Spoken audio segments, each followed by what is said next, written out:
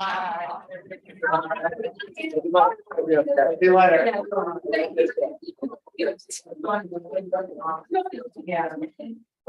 got a good crowd today. It's a turn on discount. Last year's.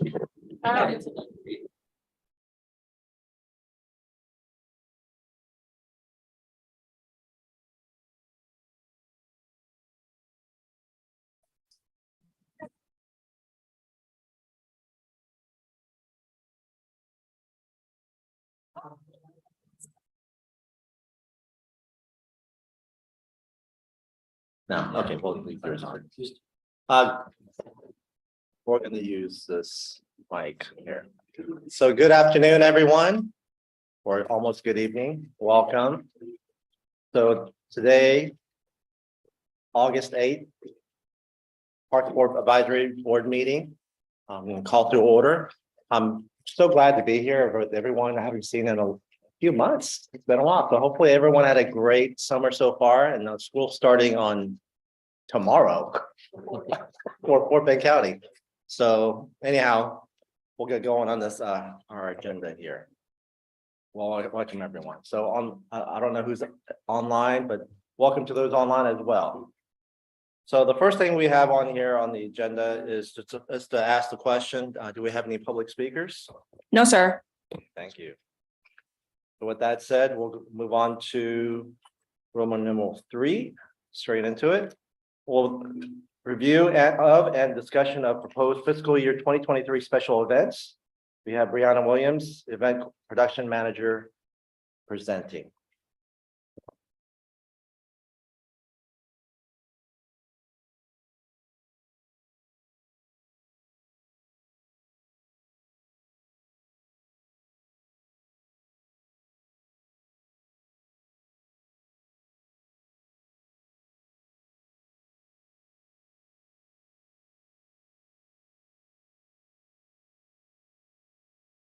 Who's here with us today. I also manage the special events division, which includes 1 full-time staff member and 2 part-time staff members. We pretty much manage and operate all of the events that you'll see here, or at least most of them. Within today's presentation, I will go over the upcoming fall events that we have coming up for you guys, a recap of our recent events, which includes mostly our summer month events. And also I'll go over some general information, which will include some facts about our events that you probably don't know. And also I'll have a slide where you can see the rest of the team. So here is a recap of our FY23 events. When I met with you, I want to say it was in February, early February of this year. We had about 3 or 4 of them checked off the list. Now the list is pretty much fully complete with 3 events left for the remaining of this fiscal year. I'll go over those in detail. But for the most part, within our calendar year or fiscal year, we tried to host at least 1 event a month, which would be 12, but we've hosted 20 events this year. This includes our annual events that we host on a regular basis. It also includes some ceremonial events that we host throughout the year, and also some random park event series events that we kind of use to fill in the gaps sometimes. And sometimes it's not even a gap anymore. We host these every month. The only month that we didn't host anything is in January of this year. Usually we try to keep January open. That's when we have our annual workshop where we meet with other departments that are involved with our events, and we let them know what the calendar looks like for the fiscal year or for the calendar year. We get them on board, and then we host at several different locations throughout the city, a wide range during several different times. Our smallest event is usually about 25 people. Our largest is about 25,000 people. So just FYI. All right, so next I'll go over the fall events in detail. Feel free to ask any questions while we're going through this, but I do want to highlight what's coming up fairly soon. First up is our Parks event series event. Like I said, we host a couple of these throughout the year. This one is geared towards our bike associations. So it's usually 3-hour events. So they're from 5:30 to 8:30 p.m. This one is set for Thursday, August 17th. It will have our beer sponsor who sponsors all of our Park Series events at St. Arnold's on site. Usually everybody gets 2 free beers per adult attendee. And it's pretty much a good time. Food, music, fun. Everybody say yay. Next up is our parking day event. This is a very brand new event. The Parks event series, especially Bikes and Brews, that one we pretty much hosted 3 times. But the parking day event, this is our first time hosting this ever. This is primarily going to take place in Sugarland Town Square area. We'll shut down Plaza Drive only. It's going to be on Friday, September 23rd. In this event will be pretty much very brand new to us, but what we're going to do is pretty much host, we're going to have the community host small parks inside of any types of parking spaces. So we'll pretty much temporarily repurpose them for one day and one day only. The event is going to be hosted from 8 a.m. to 5 p.m. with hopefully the parks up and running from 11 to 4. Depending on how much interest we get from the community, this could expand outside of Sugarland Town Square. But for the most part, for the first year, we're going to try to keep it right here in Sugarland Town Square for this one. And those are some pictures of what we hope our parks look like. Next is our Fall Fest, which is literally right after it's the weekend after our parking day event. This one Saturday, September 23rd from 10 a.m. to 3 p.m. in Sugarland Town Square as well. We've hosted this event a couple times too. One time it was virtually during COVID. The next year was in person, and now we're hosting it again. It was a pretty fun time. That's a picture from it. But we had on-site bartender challenges with some of the tenants that were on site. We had a inflatable hay maze area. This time, I think we're actually going to do an actual corn maze this time. So we'll see how that goes. There's several different food vendors on site, and we do have an artisan market for this one. And for some reason this year, our artisans have been blowing up our emails. So I'm hopeful that we're going to get a lot of really good ones this year. How many artisans? So last year we hosted 10 artisans only. But I don't know this year because we've had so much interest, we might try to expand it a little bit more. Next up is another Parks event series, but this one is geared towards our four-legged friends. So right here in Sugarland Memorial Park, right next to our dog park area. This one will be hosted on Thursday, October 19th. Instead of our bike vendors, this time we have a lot of our pet vendors like veterinarians around the area. We have Hollywood Feed and a couple of other ones that like to participate in this one. So we'll have that for them as well. This one again is from 5:30 to 8:30 p.m. Next up is our, backed by popular demand, our Imperial Park Recreation Center Haunted House. This one, I actually had an inquiry today about this one, and someone asked if we use a third party to contract out to host this event because they like the way it looked and they want to hire that company. And I was like, actually, our Imperial Park Recreation Center staff puts it on. I'm more than happy to get you in touch with them. But honestly, what that says about this event is pretty much it's ran like it could be a third party company that hosted. They literally set up the entire area. They decorated. They have their actors inside of it. Sometimes I get to play roles, but it's pretty cool if you haven't been to it. It is ticketed at our Imperial Park Recreation Center. It's going to be the weekend leading up to Halloween, so Friday, Saturday, and Sunday from 6 to 9 p.m. In addition to our Imperial Park Recreation Center Haunted House, there are some other events that I do want to highlight.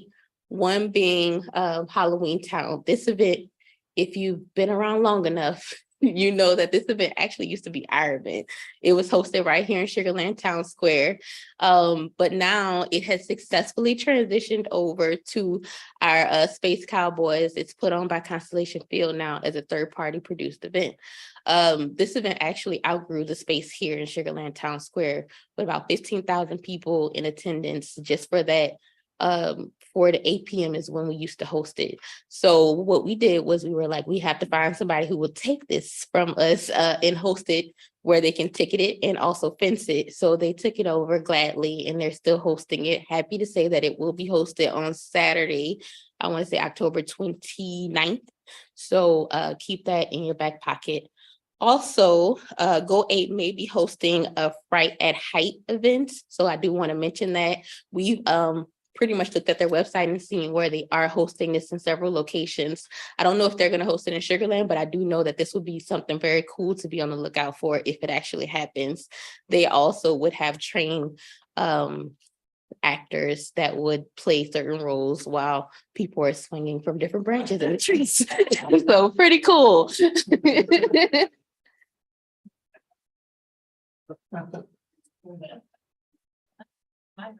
Yeah. Yeah. Parking day, will you just double check? You had Friday, September 23rd, Just for 22nd. but so it is the Friday rather than Sorry. Saturday? No, parking day is Friday, September 15th. Oh, but it is a Friday.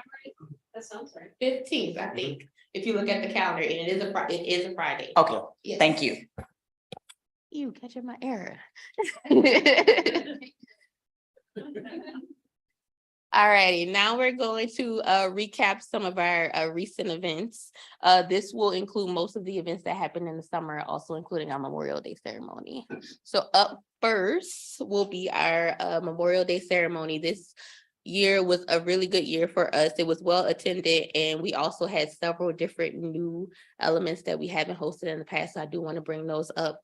One being the Gold Star Memorial Monument on site. Earlier in the year, last year, we hosted the ribbon cutting for the actual monument. At the event, we highlighted the monument a couple times and we asked people to go over to see it and things like that. In addition to that, with our guest speakers, this year we had internal city staff as our guest speakers for this year's event. This was brand new to us, and actually it was a curveball thrown to us by one of our guest speakers who dropped out about a week or two before the event, and we were scrambling, and then we realized we have tons of city staff members who are actually military veterans and have super cool stories to tell. So we put out an all call, and we had 2 that responded, and they did a wonderful job on site. So kudos to them. Also, we had color powder fireworks for this year's event. That was brand new. We've never done that in the past for this particular event. Not sure if we'll do it again, but it went over well this year. And last but not least, we had an inspirational poem by our very own Joan on site. So thank you so much for that. She did really good on site during that event as well. Next is our Parks event series. This will be a food truck. Well, it was a food truck Friday in Sugar Land Memorial Park. This one, same as the other ones, from 5:30 to 8:30 p.m. I think that time frame actually worked well for these events. It's different from what we've hosted in the past. In the past years, it's been from 6 to 8. It's kind of shorter. So this kind of gave us a little bit more of a wiggle room in time frame. But for this one, this is where we get to host it at Sugar Land Memorial Park with our string lights. This is a pretty cool picture that shows you exactly what it looks like. We usually have a DJ on site, some lawn games, and also some food and beverage sponsors and things on site. And in July, we hosted 2 of our events, one being arguably our largest and best organized, the Ray White and Boom events. At least that's what I've been told.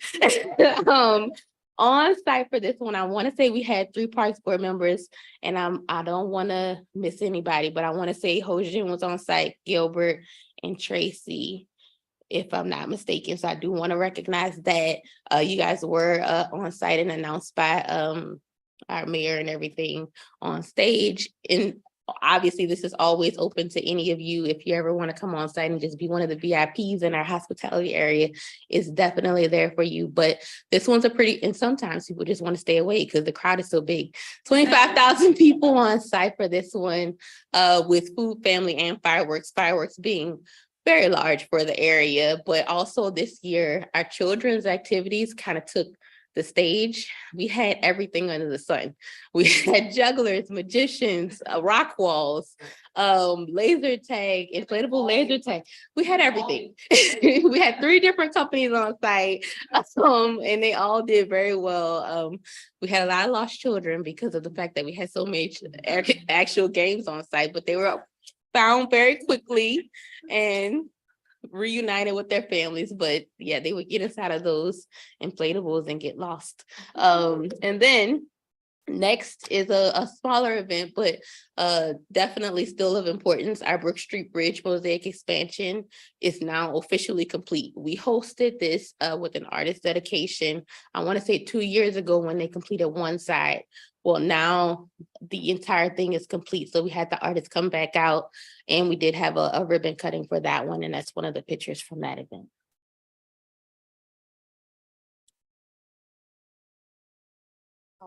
Relate to our cultural arts team. We just host the event. Events to look forward to. These are some of the ones that you just a snapshot of some of the things that are coming up throughout the year after the fall season, but before the end of the 2023. Our sculpture unveiling at Fire Station 3. Dates are still to be determined for some of these. The Cullinan Park Phase 2 ribbon cutting event will take place. Parks event series, we're toying with a movie night at Oyster Creek Park.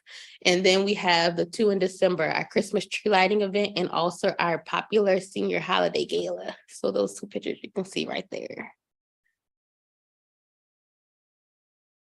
And this right here is our meet the team slide. So just to try to go over the details with you, for most of our events, all of these people are on site. They probably don't look as polished, especially me, as we look here. But from your right, Benicia Hoffman is our newest part-time event coordinator. She plans all of our Park Series events. Liz, she's also part-time. You wouldn't think she's part-time because she's always in the office whenever we need her to be. But she actually plans all of our pop-up events, like our Bradford Park grand openings, our Go 8 grand opening, the art unveiling. She does most of those, and she does very well with mayor and council. And then Carla Allen, our current champion employee, I still say that because it still lasts until the end of December. She handles Christmas tree lighting, Memorial Day ceremony, and our International Art and Kite Festival. She also handles all of our sponsors at any of our events, and then she hosts any events that are related to them, like when we have our sponsor appreciation nights and things like that. This year to date, she has brought in over $65K just for FY 2013 or 2023, which is more than what we've brought in the past years. So kudos to Carla, and that's why she's a champ. So that's us. And just to show our recent award winnings, these are the ones that we won in FY 2023. We are in the process of pretty much resubmitting award nominations for this year. Once they're all submitted, when I come back to you after maternity leave, I'll be able to show you what we've won, at least for the International Art and Kite, International Festival and Events Association and our Texas Festival and Events Association, because those happen before the end of this year. The Texas Association of Fairs and Festivals, that usually takes place in January. So I'm not sure if I'll have the answers to those yet, but we'll definitely be in touch with that. With that, I will answer any questions or any additional questions, or we can just. Yeah, we have a lot of events throughout the year. I'm proud that we can put on so many. It starts off with 12, I promise. It usually starts off with 12, and then we are like, okay, well, we do have these projects that are coming up that we can add to. So, Any comments or questions? Joe? I would just like to say, Brianna, that your team and you always do such a phenomenal job on everything that I've ever attended. It's so organized and just so well done. So kudos, and I can see why you got that many awards. thank you. Follow suit on that. The amount of put together every year is amazing. It seems to grow every single time. So I don't know any other city that does it, that many events, which is awesome. And then people Sugar Land, I tell them all the things that y'all do as best I can. And yeah, again, kudos to you and your team. Fantastic job for all the efforts that you do with what, 3 full-time, 2 part-time. Full time. Oh, 2. I'm counting you too. So, I want to add right here, but like everyone said, it's great because you put on your team, everyone put on the like the events, and it feels like you just get there and just ride it. Even the volunteers, we get there and we just ride along, and everything's so coordinated for us. So we're treated really well. It's almost like a competition between us. We ask for feedback after all of our events with an event evaluation or some sort of wrap up report. And when we get those comments, we really do want to pay attention to those for the next year when we're planning them again, because we want to do better than what we did before. Even if there were little hiccups that we may have seen internally that y'all may have not seen, we're trying to fix those and knock out the kinks. So it works well for us. So thank you guys. Brianna, for could you your just feedback. kind of briefly go through, you talked about, lost children at an event, and it does happen. And can you kind of go through not just that, but our interaction and collaboration with the other departments in Yeah. the city, fire, EMS, emergency management, and Yes. public works and all that. And just so I think it'd be good to hear just how many people are involved in the Yeah. various departments. And Brianna and her group are really the ones that like pull it all together and Yeah. get everybody on the same page. It takes a village to put on most of the larger scale special events. Any event that we host that's over 1,000 people, we usually have something that's called an incident action plan group that we get with. That those groups include fire, public works, traffic, PD, and then our internal people from an operations standpoint.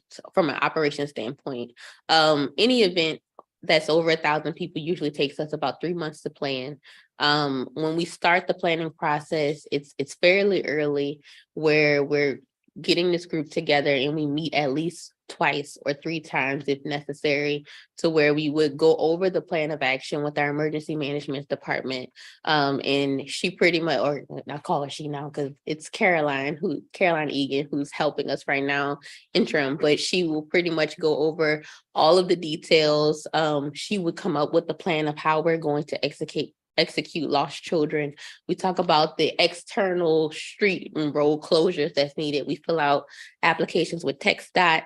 There's a lot of behind the scenes things that go on for the planning and operations of an event that no one would pretty much know about if you weren't in those meetings on a regular basis. On the day of an event, there's anywhere from, it's usually about 100 staff members that are involved in the larger events. Our July 4th, I want to say we had 135 staff members on site. A lot of that is PD, fire, traffic, etc. Parks, we give it all we got, but we only got 30 staff members, I want to say total, or somewhere around there. So yes, we do a lot in parks with the maintenance, the operations, the day of, but there's also traffic, fire. How are we going to handle these fireworks? How are we going to handle these food vendors? Who's going to do the inspections for the stages and things like that? Those things you don't really notice on the back end, but they all contribute to the event, the success of it.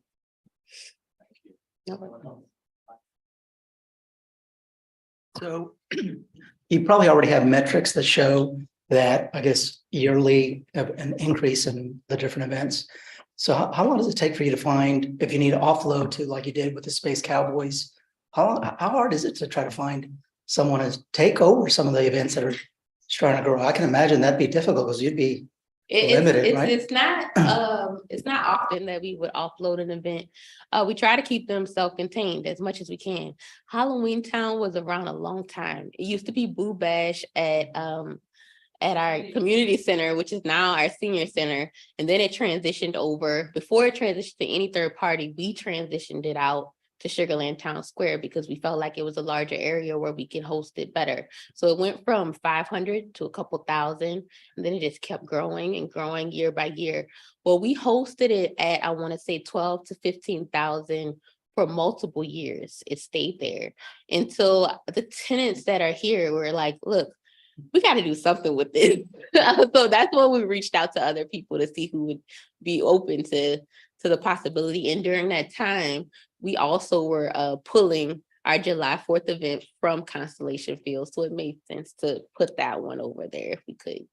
And they have a full team over there. What we did was we worked with them for 2 years to transition it over to them, but we also gave them our contact information for our sponsors that were already associated with it. And we told them, like, we don't charge for this, but you could possibly charge for these elements of this. So we worked with them a lot during the transitional period. So it worked out well. This year, I don't have to do anything for it. I just called them and said, hey, are y'all planning for it? And they're like, absolutely. So they've now taken it and made it their own.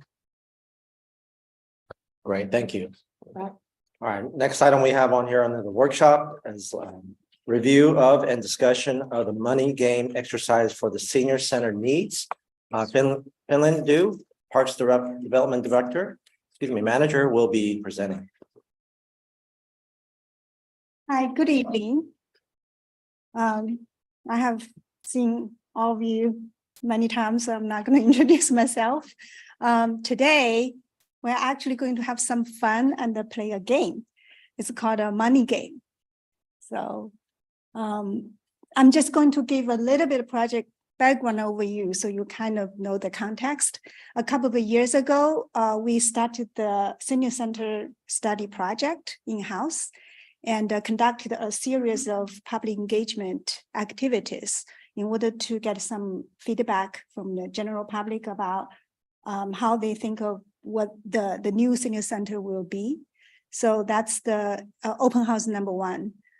This May, we actually hired the BRW architects to continue the study, prepare some conceptual design, and prepare the graphics for the upcoming geo bond. And then we have done the kickoff and goal setting with them using the previous study. And then now we are in the programming and the site analysis stage. The money game we are playing now is going to be analyzed, and the results will be helping for the conceptual plan options and then the initial budget. Once the options are prepared, the consultant will come back to the public. We're going to host the open house, the third open house. With that, we'll be able to wrap up with the final report. So this is a general outline of the project process. So with the programming stage, we have done the public open house on July the 21st at the T. Harmon Center. It was very successful. 40 people came to participate, and we had a very good engagement and conversations.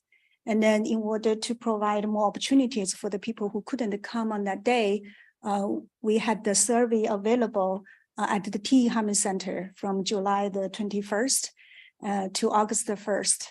Our T. Harmon Center staff did a wonderful job. They had to help them and talk to them, giving out the surveys. So we were able to get another 114 sets of survey results. While the consultant is looking at those results now, we are very excited to have you all here to do this exercise and provide your feedback. Then we will be able to integrate your feedback and opinions and thoughts into the design options. So with that, I'm going to play a video which our dear Tricia made from the open house. And that will give very clear instructions on the games. We are with BRW, and we are working with the City of Sugar Land to do a study for potentially an upcoming senior center. We asked you guys all to be here today to help give some input on some of the spaces that are going to potentially go into that future center. So thank you guys for being here. And like I said, this is for us to get feedback from you guys on what's important to you. We're going to go through real quick how to play. We call it the money game. It's basically kind of a survey, questionnaire, game where you're going to get to select various spaces and tell us about how important they are to you. We're going to go through quickly how to do them, and then each space really quickly, and then we're also going to be walking around and answering questions. And also we have some flooring options up here that you guys can feel free to test out, feel. I just want to pause a little bit. We're not going to do the flooring questionnaire this time because it takes a lot of time. We just want to be very kind of keep it kind of concise and best utilize your time. And then during the next phase of design, the flooring will be more, we'll look at more flooring in a future phase. So just bear with me a little bit. And then this video is roughly about 8 minutes. Touch. We have 4 options, and then we're going to have a little questionnaire about that as well, on where you see which floor, what you like about it, what you don't like about it, if you would like it, if you would like something different, kind of thing. So know that you're not making any kind of selection based on aesthetics, and you're not necessarily picking the final product right now. We just kind of want to get to know more about what's important about the floor for you guys. Okay, now we're going to go through the money game and the rules, and we'll be walking around like Emily said, so we can explain this again. So everyone's going to be given one of these packets, as well as 50 blue stickers, and you're going to hypothetically buy each space with these stickers. So the representation of approximate costs it would be to buy these spaces within the facility. And we really want to understand what spaces are the most important to you. There's also a space on here for comments, and that's very important to us. We love to get the comments. The yellow spaces are mandatory, so we just have to have those in the facility. So you have to put at least the minimum number of stickers on those spaces. But all the rest of them, there's a range, kind of a price range, because it's kind of like buying a car. Do you want a Honda Civic, or do you want a Mercedes? So it's the range of spaces is so that we can understand if you want that room to be bigger or have more amenities or anything else that helps it, then you put more stickers on that space, and that helps us identify how important it is to all of you. So here's an image of what it would look like to have the stickers on those spaces. Like we said, some stickers, the minimum is 1, and some of them, the minimum is like 10 or 15. So it's kind of a range. You won't have enough stickers to buy everything. So that's the goal, is that you have to select what's the most important to you. And then once we get all the results back, and we're going to have a little bit of a period that other people that weren't able to be here tonight can do it. And then that will help us inform us what types of spaces and how large they should be within the facility. I just want to touch on real quick, certain spaces such as restrooms and storage that you will absolutely need in the building aren't on here because we're going to have those. We don't need the votes. We know we need those, so just don't worry about that. Okay, and then I'm going to go real quick through the different spaces. So over here we have the gathering place. This can be used for socializing, library to read a new novel, laptop port to connect to the internet, or just a kind of a quiet place to relax. This is kind of, we envision as you walk into the building, maybe it has some nice chairs and couches. This is one of the spaces that is mandatory, but the range you put in there determines how nice you want it to be or how many amenities you want to have within that space. Next, we have a multi-purpose room, similar to a room you're in now that you would use for a lot of different things.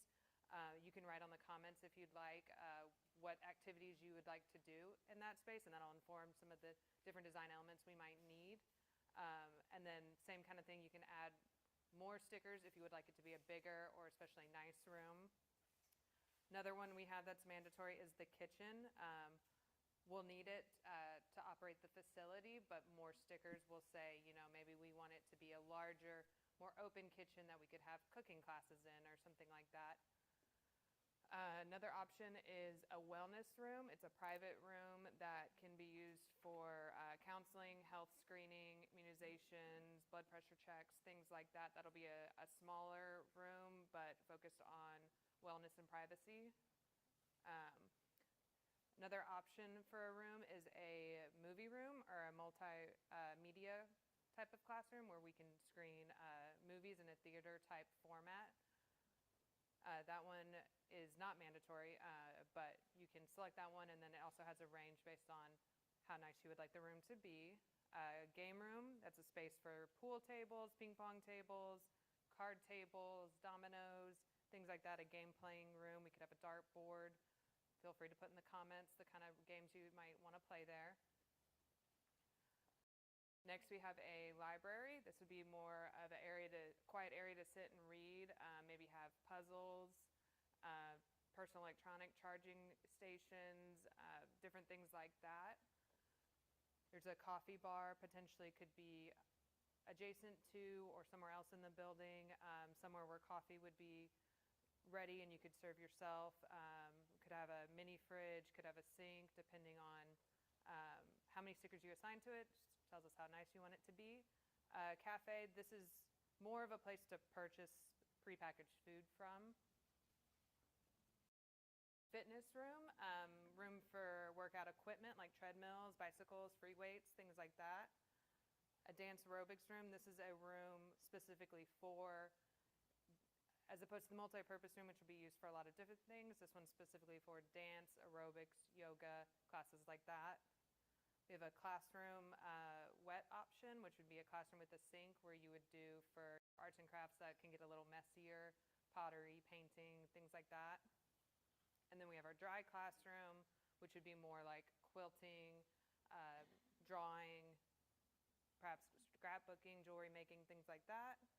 Outdoor covered patio, area to kind of sit and enjoy the outdoors.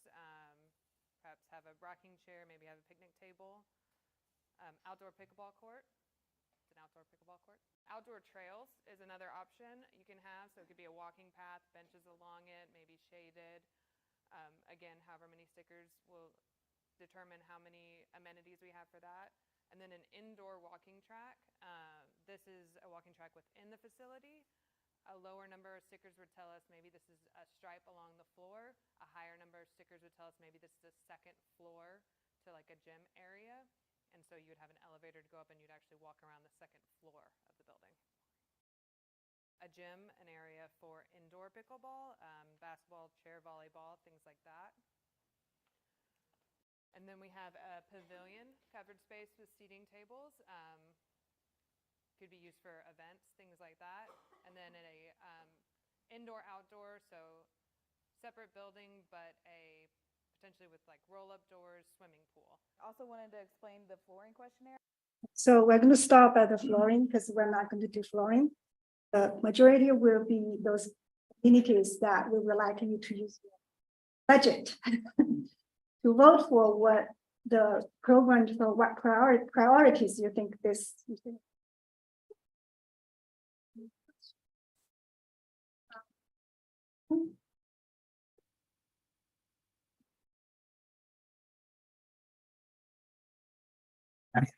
So the number that's on here, for example, one of these shows stickers 20 to 30. So the minimum would be 20. So if I'm interested in this item, I would have to put 20. So whatever number's on here. Okay, thank you. From the previous one, we have some people who want this one that. You get that. I want that too, but he wish he didn't have enough stickers to even make a minimum penalty for that. So this is going to be a hard decision. So I recommend that you kind of look through all the things and then you might run out of money. So obviously, this is for the senior center, and there's a finite amount of room in the senior center.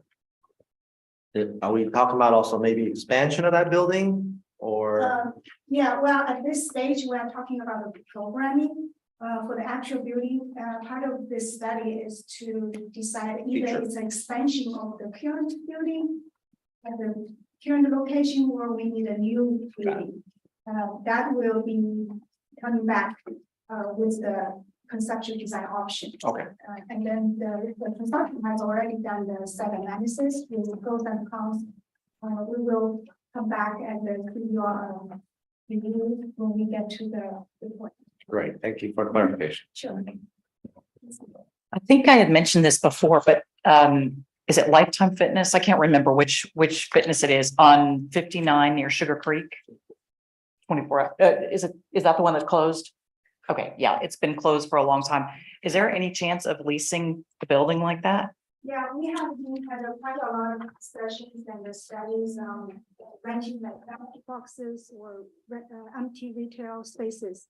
The consultant is also looking at that type of option as that type of scenario as one option, and they are also looking through the pros and cons. Just there's a lot more to discuss. That probably is a separate meeting when we come back to you and then give you a report on the senior center study project. Just a very quick, I'm gonna go. So Jack, we're going to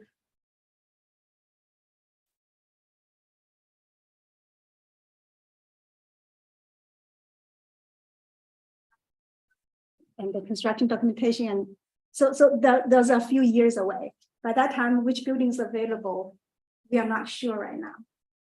So yes, to answer your question, we are considering that as one of the options. So that's what I was gonna say. I know that your time will be, it's a long time horizon, but So it's been for lease for a long time. So- Kimberly has also been kind of talking to staff at EcoDev so that we keep an eye on what kind of empty space available. Cause I'm guessing, I haven't been in there, but I'm guessing there's an indoor pool, there's probably a big gym, workout equipment. I have no idea, but I just think Yeah. that's probably a Yeah. There lot are of resources in that building. Yeah, we also, through the first open house and the second open house, we're also looking at, how far the seniors want to drive and what kind of traffic they are comfortable with.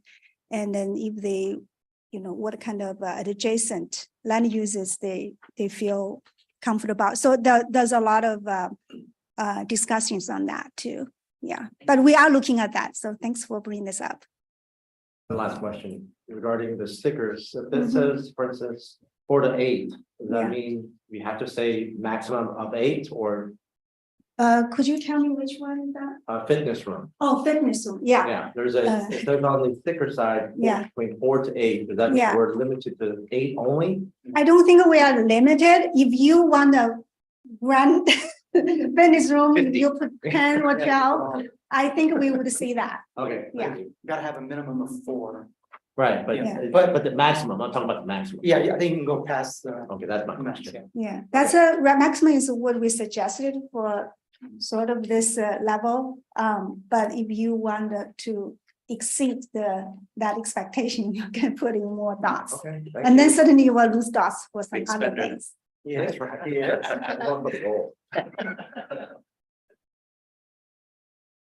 Sure.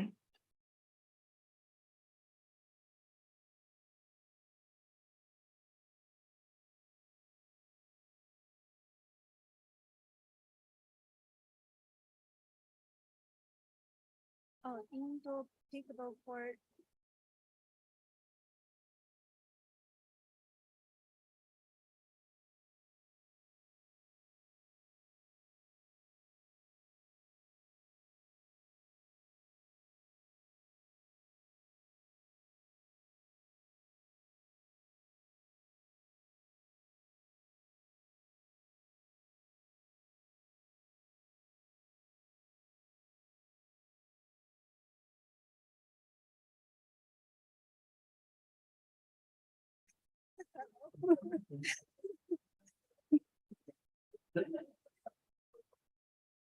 It's a hard game, so I just don't want to distract y'all.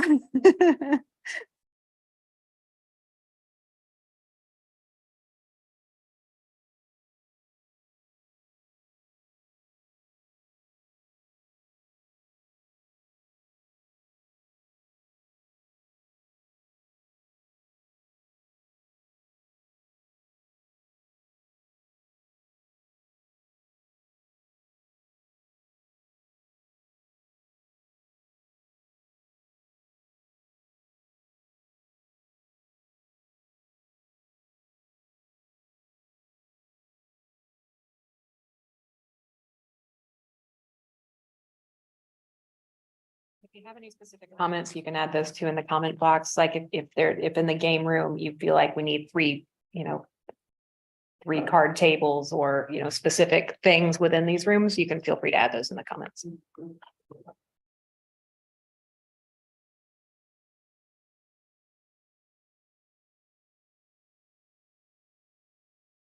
If there are additional things that's not in the list, you can add it in the back.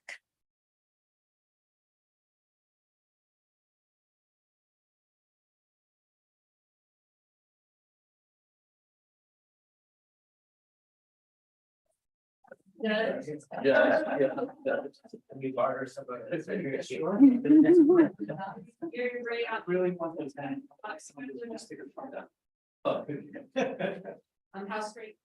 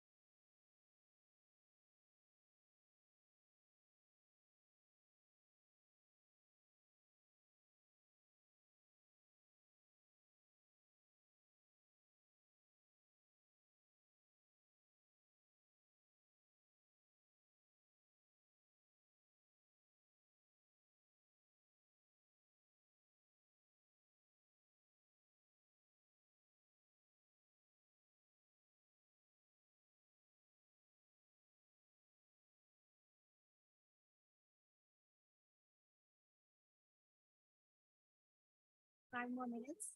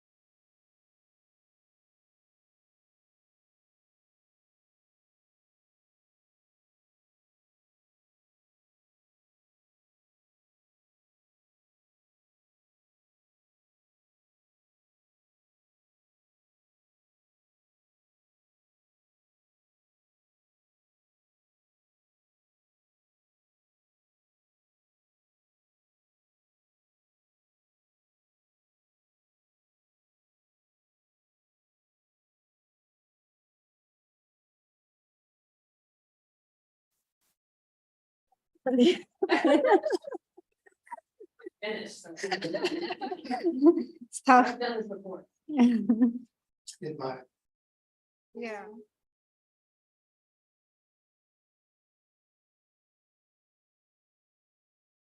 Oh, yeah, absolutely. That's the reason we're doing it here.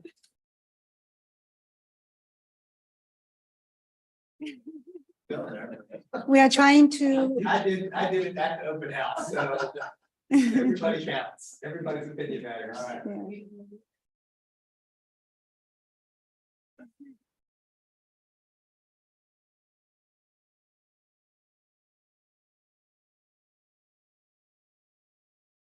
When we do the public engagement, for this project, we're trying to include not only seniors, but also future seniors. That's right, So everybody is eligible. that's right, that's right, everybody's eligible.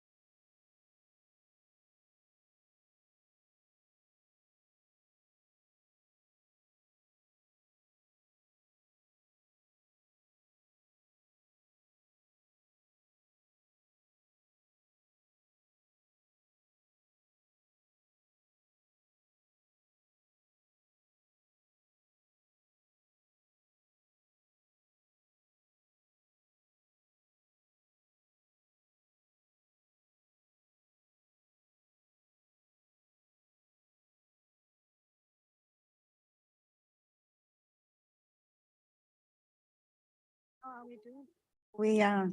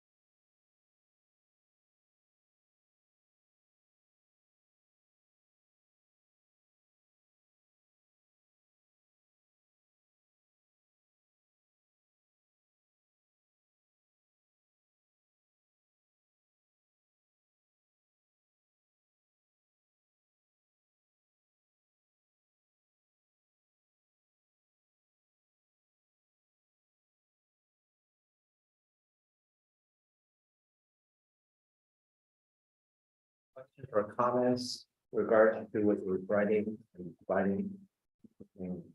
I have some comments. I mean, some things, for instance, I made a comment on here at the top. But some of the room, I mean, these are fantastic single item rooms. But some of the item places can be doubled up, I think. Yeah, I think everyone's realizing, Right, right. like, you know, the kitchen, I mean, that's a water hole right there. The coffee bar could be in the cafe. Exactly. That's what I'm saying. Cafe, coffee bar, kitchen. And the walking bar, the walking Smoothie track. section. Yes, yeah. And the walking track would be around the multi-purpose, or in the pavilion, Right. outside. Yeah.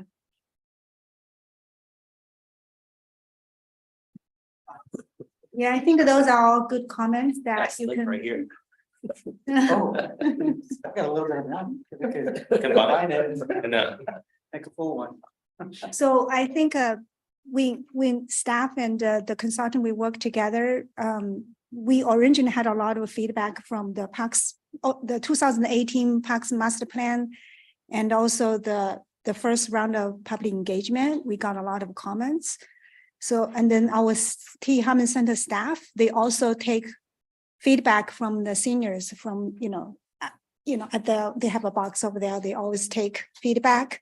So this list of programming elements, they're all kind of drawn from the feedback. So we had a lot of discussion and then decide which one goes to the list, which one does not, what are the options to give them. So that's why the seniors, when they did the game, they feel it's kind of designed to, the level that they feel it's at the right direction, and then they provided very good feedback as well.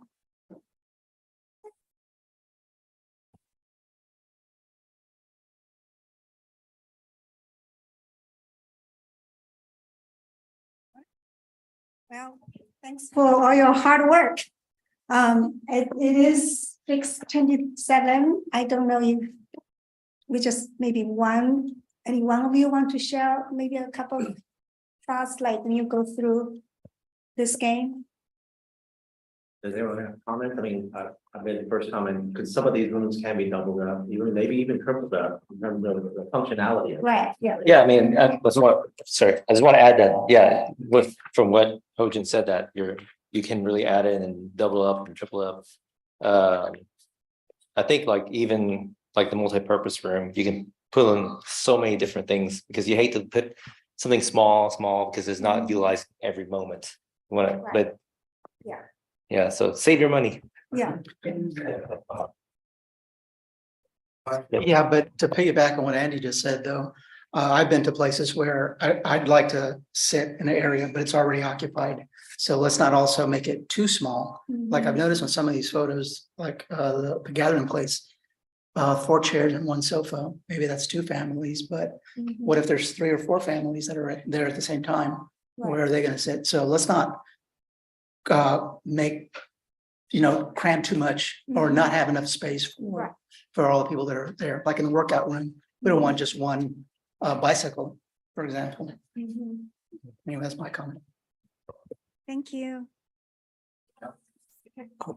One quick question. Maybe it's just me with my particular interests, but has anyone asked for shared gardening space, like a little raised bed for herbs or something to go on the patio? Just a little something to use. That's actually something you could put it on that. We actually had it in the first public engagement series. We had I think we had a garden on there, and we had people vote it. It gets also to who is going to maintain that garden. Some people, they like if some seniors say we're going to maintain, and then things happen, and then they travel, and then who is responsible? So that will. But I think at least there's a space. If it's not built now, there's a future room over there for future expansion. I think that's something to consider. Awesome. Yeah. Thanks. Thank you. So I had 2 things. One is the wellness room, I think is an excellent idea. Really, really important for seniors. I think there are a lot of people who they tell me, one friend of mine is having heart trouble. He hadn't been to the cardiologist in 5 years. I mean, if there's a trusted person that's, frequently available. Right. And for all kinds of things, vaccinations and other things too. But if you've got a trusted kind of medical provider of some sort, I think that's really important. And the other thing was, if it's possible to connect the outdoor trails with the walking track so that somebody could make, a longer path for themselves. And then also, making sure that there are benches along the way and shade. I said, if you can find a place where there's already trees, Mhm. that'd be great. Yeah. So, Good idea. thanks. Make sure you put enough dots over there. I did. All right, I think I'm just going to gather your survey results, and then we're going to move on to the next item. All right, thank you, Pamela. I appreciate your game. That was actually really good. And I'm glad that it's becoming hopefully a fruition pretty soon. And like, Okay. all right. The last item we have on here is the director's report. Mr. Joe Trescher will be giving the parks topic, recapping the June and July. Okay, one of the things our maintenance staff worked on they worked on last fall, and they continuously worked on the dog park. We just kind of with the idea of continuous improvement for the facilities. So I kind of wanted to highlight this one thing that we've done this past year is dog park water ponds are very challenging to keep the water clean, try to keep it as sanitary as possible. The dogs swim in it, we get runoff that runs, off the grass and into the pond. So we've set it up so we do a chlorine treatment to it. We close it on Monday. We drain it down partially, put all fresh water in. We've added a ways to do chlorination directly into the pond. And we're really, it's like it's said, it's just kind of a work in progress. We each year when we do a closing, we try to do a project to enhance the whole dog park. And so one of the things we also do with that is we check the water quarterly throughout the year. We do actual water sample, water testing. And so we're able to see and kind of document our results to show that the sanitation in the water is keeping the water about as clean as you can possibly keep a pond like this. I just kind of wanted to highlight that to everybody. And this isn't a doctored up picture. They actually have got the water looking that clean and clear. So kind of a hats off to our maintenance staff for just some ingenuity there to, see that it's kind of an ongoing problem. It's kind of a high maintenance thing for them. So if there's things that they can do to try to, enhance the water quality as well as also make it less maintenance intensive, they keep working to do that. So just example of just continuous improvement throughout the park system. This is a project that's getting close to being complete. It's a phase 2 of Cullinan Park. Funland's been very involved in this project, working with the contractors and the city's inspection staff. It's a couple of miles of trail that, as you know, the Cullinan Park Conservancy raises the funds for the improvements there. There was also a grant from the Texas Parks and Wildlife Department that went towards helping to pay for the trails on the site. And one of the things that most of the interactions we've had with people there are comments, they love the trails. We wanted to make the trails. Most of the trails have been dirt, so dirt's really not accessible for a lot of people if they have any sort of challenges with whether they're walkers or wheelchairs or just not sturdy on their feet to walk on dirt trails. So we've added some trails, both concrete and decomposed granite throughout the woods there in the park so people can get out and enjoy more of it. And also in response to really the popularity of the park and the growth of its use is just people couldn't find parking spaces in there. So, that was probably the biggest complaint we heard. So, and the Conservancy, heard that as well. So a lot of the fundraising went to adding 75 parking spaces in there, and some of it's pull-in parking along the road, and some of it's a defined parking lot that we can add on to in the future as growth continues. Really, our focus on this park is really to do as minimal amount of kind of pavement and things you have to do in the park, but there's just certain things, you've got to be able to get people in there, get them parked safely, get them access to the trails and to the park where, we're bound by accessibility requirements to do, certain things and materials when we develop any site like this. So, I mean, if you follow any of it online, we've gotten some complaints from people that just want to keep it all, just dirt trails and just as primitive as possible. And it's a 750-acre site. So the intent is to keep the vast majority of it natural and primitive. But, there are some people that don't want to go out and get lost on a dirt trail. They want to be able to find their way back. So we're trying to balance that and get something kind of for everybody there at the park. So it's moving along, and the Conservancy's continued to raise money. They're going to have some amenities, some kind of artistic type signage that's going to go in, and some benches and things as part of this project before it's closed out. So we're probably going to have the parking and the trails open. It may already be open, or it's getting close to being open, and then the other amenities will happen more in the fall. So we're probably looking at more of a ribbon cutting in the fall. So hopefully the weather will be much nicer then when we get ready for that. This is interesting data that we, as the Parks Department and the city in general, have contracted with this company called Placer AI, and it's basically everybody that comes to the sites. It reads their cell phones. Basically, you don't know who the people are, you don't know their name, you don't know their phone number, you don't know all that. You just get dinged on their phones, and so it's really pretty accurate. So we can really kind of see exactly how many people are coming to certain areas, and it can really be kind of narrowed down to really a specific site. It's not just the whole park. It could be fairly condensed into certain areas. So one of the things that has been looked at is basically Brazos River Park, because it's gone really from, it started out basically just parking lots and a restroom building, and then we've added on things over time with the work with the mountain bikers to get bike trails put in, Go Apes there now, disc golf courses there, and then we just completed the pavilion and playground. So it's really nice to be able to have this system in place so we can really track the data, and it tracks the number of people there. It'll track just total number of visits, and that's what you see as the tallest bar on the chart there is just total visits. And then the one that you see next to it, the in the green that's next to it to the right, that's the number of individuals. And then those individuals can be coming multiple times. So you get like the individual user and then the multiple times that they've been there.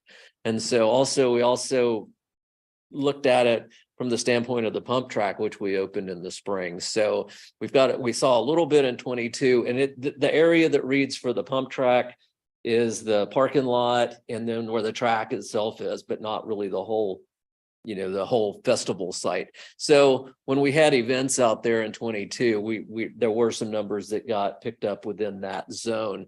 But then you can see in the spring this year when it opened up, you can really see how the numbers jumped up. So we had 10,000 or 10,500 almost total visits out of about 5,000 different visitors just on the pump track alone. And you can see 49,000 visitors at Brazos River Park in that 3-month time period. So you can really see, this really shows that the funds that have gone towards these facilities are really heavily being used. I mean, you're basically going from practically no one there to, thousands of people. And another really interesting thing is that we can tell where the people are coming from. What's the percentage of Sugar Land residents coming there, people coming out of Houston or out of Richmond or out of other locations. When it says Richmond, it's probably more like just all over Fort Bend County, and then other areas. So that's also good data to be able to track where people are coming from and notice and know that these are kind of destination type facilities. Interjection, Sure. In a positive way. I've been talking with a lot of folks at the Arboretum, a lot of nature oriented people, and now more than one have talked to me specifically about going to Brazos River Park. Oh, really? To explore along the river, and say, hey, what's the deal with Sugarland Parks? And I'll sit down and tell them, well, I can tell you the deal with Sugarland Parks. But it's getting the attention of people that I think would not have originally come out. Good to hear. Joe, We're picking up their cell phones. Joe, on the bar chart there, on the legend sheet down on the bottom, it shows April to June for all three, but I think April is the first one on the left with 17.5. May is 29.7, and then June is 49.5. Is that right? Is that the right way to read it? No, no. Actually, the numbers. are Years. from April 1st to June 30th. So pretty much the numbers are. So It's for 3 different years. Three Oh, it's- years. Yeah. years, oh, 21, 22, Yeah. 23. I got it. Thank you. Yeah, can I add a comment? Sure. You got your green light on? Now I can make a comment. Just wanted to point out real quick, though, that the pump track, I get numerous compliments on the pump track, and I stop by there often. And Joe made a comment real quick about the cell phones, you know, if you have a cell phone, it's being tracked, but I just wanted to make a comment. When I go there, there's quite a significant amount of kids riding the pump track, significant, and I'm seeing people from all ages. And yeah, and most of them are leaving their cell phone, you know, dad and mom have their cell phone, but these kids they don't have their cell phone on them. So the data for the pump check arguably could be lower than what's actuality. Just wanted to point that out. But I mean, I went there a month after it was open, and there was a homeschool family of 6, 5 kids, mom and dad riding the track, you know, and that's gotten a little warmer. So, you know, they're avoiding the heat of the day, right? It's been unusually hot. But before it got this hot, I mean, it was just, they were having to take turns to ride this track. But luckily, you know, with Joe's leadership, we had the foresight to build a beginner track on one side and a larger track on the other. And they're doing a fantastic job taking turns out there. But I've noticed when the line's backing up, everybody kind of seems to stay, you know, warmed up on that beginner track, right? And then also the kids get to do the beginner track, and then the adults can over there. And then I've seen them vice versa and switch it up. So it's just a big enough track, I think, to accommodate. I think we didn't fall short on the sides of the track. I went to San Antonio and rode that with my daughter right after a rain, and we were the only ones on there. And I think the rain scared people off, and luckily I caught it just right. But it was kind of hard to get to. There's a lot of grass between the parking lot and the pump track. Ours is not that way. The sidewalks connecting you. And ours is probably twice the size of that San Antonio track. So I think if we would have built it any smaller, we just had to have been building another track right next to it, like within a year, right? So luckily it's large enough to accommodate that use. And the people are really sharing the track really well. But I'm just noticing a lot of kids riding the track. I mean, young enough to where they probably don't have a cell phone. And if they do, it's probably not with them, right?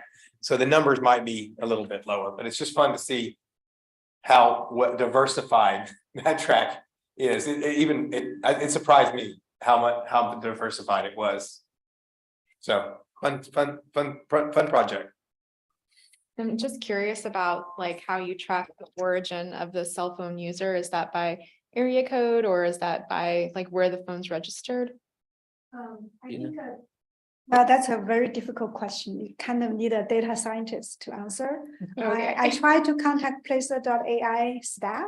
Kind of, we have different questions, and then they have they have their phone, the people's cell phone are registered with different apps, and then they have a way to count those. Yeah. And then they have the certain mathematics to calculate further. And even for different land uses, we actually have different factors in order to consider, like parks will be more kids, because adult center, there will be no kids. So they even counter those kind of factors into the calculation. It's more complicated than what I can understand. Thank you for But trying to we explain it, yeah. frequently use their numbers and then compare with what we observed. And we think they are generally aligned. I'm just trying to make sure that I get credit for coming as a Sugarlander, because I still have a College Station cell phone. My area code's 979, so all good. Slightly unrelated, but talking about bikes reminded me of this. I was driving south on 59 near the river and saw 4 to 5 kids on mountain bikes where the highway splits. They had come up in between the split and they were up looking at the cars driving by. I don't know if y'all have encountered this, but something needs to be blocked off there. I don't know what's below it, if that's the turnaround or where that is that they can get up there, but it looks like an accident waiting to happen because the cars are freaking out when they see the kids in the middle of the road. So yeah, it's really weird. Around, that's the TxDOT road, the north side of the park itself.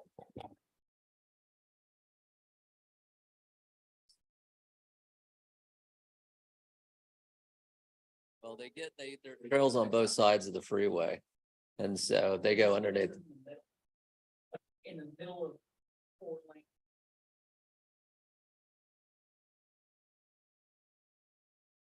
lanes. I know it's TxDOT. We'll look at it and see. Yeah, it's a TxDOT roadway.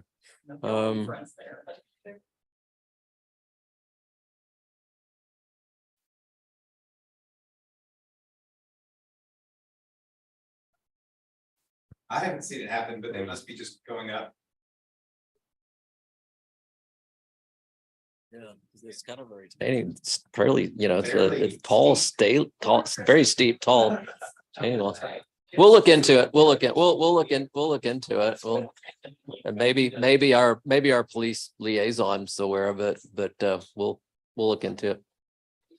Okay, so moving on, July is officially National Parks and Recreation Month. So we do a proclamation from City Council recognizing Parks and Recreation Month. So, and it happens to be in July 4th, which is when we do our biggest event anyway. So we feel like they go hand in hand pretty well.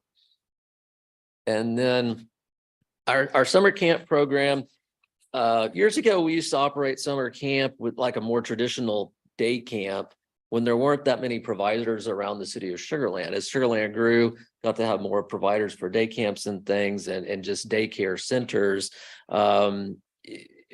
We felt like we were somewhat repetitive. And then after COVID, we had to cease for a couple of years because of that. And then I think probably many of you have heard about the shortages in like lifeguards and almost any kind of summer help is just almost got to be impossible to get. So when we couldn't get enough people to staff our normal day camp, we really pivoted to doing individual camps at the recreation center, whether it's sports camps or STEM related type camps.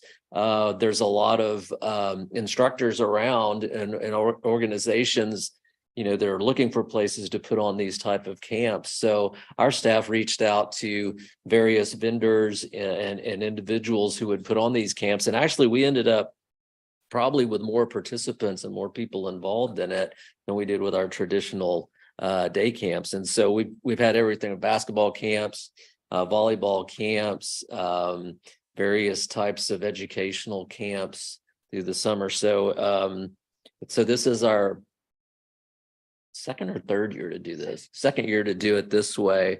And so it seems to be really popular, and we haven't really heard anybody saying that, why aren't we doing a regular, normal day camp?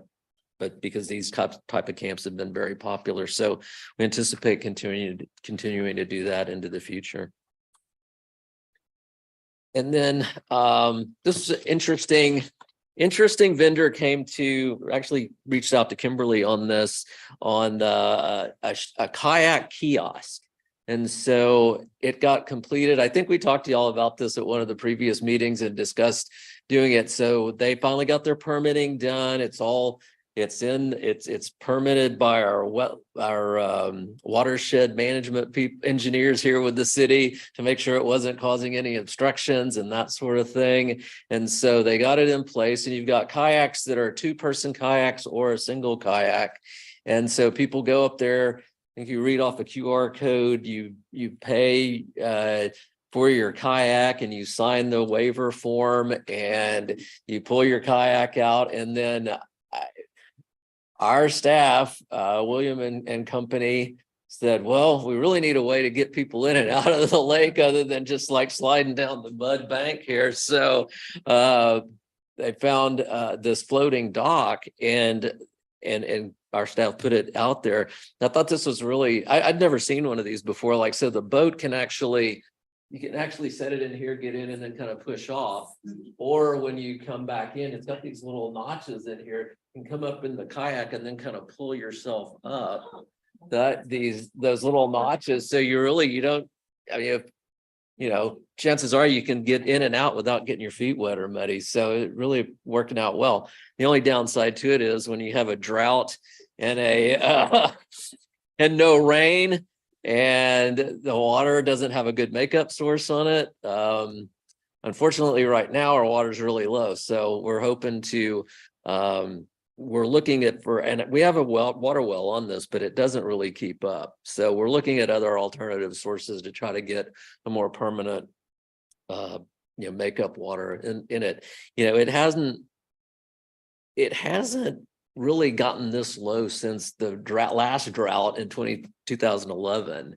It got really dry that summer. And so this is the first time that we've had this issue just because of the heat and the drought this summer. So but we're looking at trying to get ways to make that not be as big of an issue. And with that, since Brianna covered all the events, didn't need to cover that in the director's report. So if there are any other questions? Quick question on Cullinan Park. Are there emergency phone stations around the park, or will there be? No, there's not. And we used to have at Oyster Creek Park and Trail, and then also at Memorial Park, we had they were called code blue phones. And we had tracked the number of calls, and we weren't getting any calls. Like the calls they were never used. And they were also very high maintenance. We had to continually, first thing we had to do was when the original type cell service that they used became obsolete, we had to totally upgrade them to the new, was it when we went to 5G or 3G or whatever, we had to upgrade them, and that was a very expensive upgrade. They have a battery in them because some of them are solar powered and they have to be charged. So there's just a lot of maintenance that goes into them. And we've always felt like the worst thing that you could have is have them out there and them not be working. So when we did the study on how much they were used, we interacted with the Sugar Land Police Department on it and Sugar Land Dispatch office too. And there's just no signs of calls. Everybody's got their own, pretty much when they went in originally, I mean, people had cell phones, but it wasn't as like, it wasn't like everybody has them like they do now. So we just made the decision not to continue doing that because, there just really wasn't a need. I was curious. I think there's a park near me that recently got two, and I guess it's a First Colony thing. I thought it might be a city thing. I thought, are we all putting them, all over the place? No, like I said, we tried that and operated them for years and just didn't. It's just the need just didn't show to be there. Yeah. I want to mimic what Joe just said, because running at the city of Houston parks over there, talking to the parks department over there, same conditions, maintenance, everyone has a cell phone. Right. And in fact, they started shutting theirs down. I mean, they just wrapped it up from the freeze. They just never unwrapped it. So they're going to take it away. So that makes sense. I was curious why they're here. Okay. Yeah, the area, Cullinan Park is full service, at least from what I get. I could go run out there all the time and I have full service the entire time. So it's not bad at all, at least from the service company I have. So, thank you. Any other questions or comments? All right, thank you, sir. Thanks, Appreciate everybody. Thank you. your report. So with that said, I will call for a motion for adjourn. I'll motion. Andy first, any second? Joe, thank you very much. With that said, we'll adjourn.